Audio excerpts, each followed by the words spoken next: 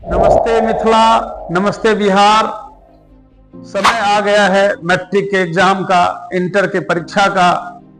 मैं आप सभी छात्र छात्राओं और उनके अभिभावकों को अपने तरफ से कुछ ऐसा विचार दे रहा हूं कि मानेंगे तो फायदा करेगा, नहीं मानेंगे तो भी कोई दिक्कत नहीं आएगी।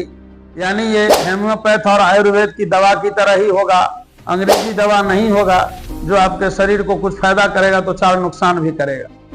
मैं आप सबों को ये बताना चाहता हूं कि बच्चों को अब टेंशन से फ्री रहना अति आवश्यक है, क्योंकि 1 महीने के अंदर उनका एग्जाम है। अभी मैट्रिक हो या इंटर हो, मल्टीपल प्रश्न पूछे जाते हैं, और मल्टीपल प्रश्न पूछे जब जाते हैं तो उसके लिए बहुत आवश्यक है कि बच्चे जब तैयारी करें तो सीधा प्रश्न पढ़ें और उसका उत्तर पढ़ें। वो बच्चे बहुत बड़ी गलती करते हैं जो प्रश्न भी पढ़ते हैं और सारे ऑप्शन पढ़ डालते हैं। ये सारे ऑप्शन, इतने सारे प्रश्नों के आप सारे ऑप्शन पढ़ डालते हैं कि एग्जामिनेशन में कभी कभी आपको आता हुआ आंसर भी गलत में टिक लग जाता है, आपके मार्क्स कट जाते हैं। तो कभी भी मल्टीपल प्रश्नों में ये ध्यान रखिएगा कि सभी ऑप्शन ना पढ़ें, प्रश्न पढ़ें और सीधा उत्तर पढ़ें। अगर आप गेस पेपर से पढ़ते हैं, नोट से पढ़ते हैं, बुक से पढ़ते हैं, तो कोशिश करें पेंसिल से सीधा क्वेश्चन के आंसर में टिक लगा लें, और उसके जो 4 और ऑप्शंस हैं उसको देखे भी ना, उसको जानने का कोशिश भी ना करें। सीधा प्रश्न, सीधा आंसर।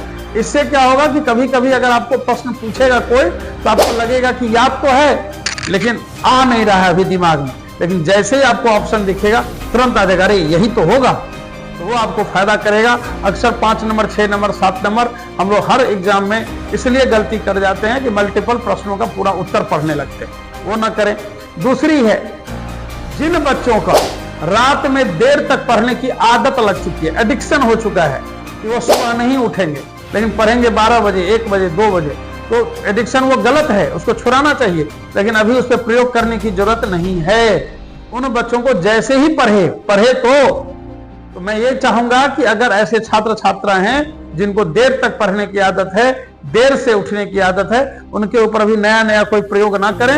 एग्जाम भर उनको उनके हिसाब से ही चलने दें। बस ये देखें कि एग्जामिनेशन की तैयारी कर रहे हैं या कोई और चीज की तैयारी कर रहे हैं, ये बहुत जरूरी है पेरेंट्स को देखना। और वो पेरेंट्स ही अपने बच्चों से रिजल्ट ले पाएंगे कि जरूरत पड़े तो आप भी अपने बच्चे के साथ जगिए, आप भी अपने बच्चे के साथ बैठिए, आप भी अपने बच्चे के साथ समय दीजिए। अगर ऐसा करेंगे तो आपके बच्चे निसंकोच, निश्चिंत रूप से बढ़िया मार्क्स रहेंगे, बढ़िया काम करेंगे। तीसरी चीज मैं ये चाहूंगा, खाने पीने का। खाने पीने में एक अच्छी डाइट उनको मिलनी चाहिए। सुबह में फ्रूट्स का जरूर अरेंजमेंट रखिए, बच्चों को जितना संभव हो फल खिला सकते हैं खिलाइए, जूस पिलाइए, जनरल भोजन कराइए। रात को सवेरे सोने से पहले खाना खिलाने की आदत रखिए।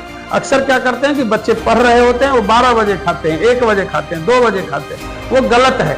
किसी भी हालत में बच्चे को 9 बजे तक खिला दें। अगर कोई बच्चा कहता है कि 9 बजे के बाद हमको भूख लग जाएगा 12 बजे 1 बजे तक, तब क्या करें? तो ऐसे करें, थोड़ा सा ड्राई फ्रूट्स वगैरह रखा करें, तो 4 पीस वो भी खा लेगा। दूध रखा करें, जरूरत पड़े तो माँ पिताजी जगें, उन बच्चों को दूध गर्म करके 1 गिलास दें, हल्दी डाल के उनको पिलाएं। यानी उनके हेल्थ का बहुत ध्यान रखें। और खाना कभी भी रात का खाना 9 बजे तक ही हो जाना चाहिए। बच्चे 12 बजे पढ़ें, 1 बजे पढ़ें या 2 बजे पढ़ें। इसके साथ ही बच्चे को प्रेशर लेना बंद कराएं और एग्जामिनेशन का एक प्लानिंग कर लें कि पहला पेपर कौन सा होगा, उसके बाद दूसरा पेपर कौन सा होगा, तीसरा कौन सा होगा। उसके हिसाब से स्ट्रेटजी बना के, रूटीन बना के। ऐसा भी हो सकता है कि एक साथ 8 घंटा सिटिंग कराना हेल्थ के लिए अच्छी बात नहीं है। अगर 8 घंटा ही हम बच्चे से चाहते हैं और पढ़े, 12 घंटा ही पढ़े, तो एक स्लॉट नहीं बना के आप उसमें गैप दीजिए और ऐसा 4 स्लॉट बनाइए, 2-2 घंटे का, 3-3 घंटे का, 4-4 घंटे का, जो जितना एबल है बच्चे। अब ऐसा नहीं कि दूसरा का बच्चा तो 6 घंटे तक बैठा बैठे रहते हो। ये कोसना बंद कीजिए बच्चों को बुस्टअप कीजिए। हर बच्चा में अपनी यूनिक आइडेंटिटी होती है। आपका बच्चा एक साथ 2 घंटा बैठता है, 2 ही घंटा बैठने दीजिए।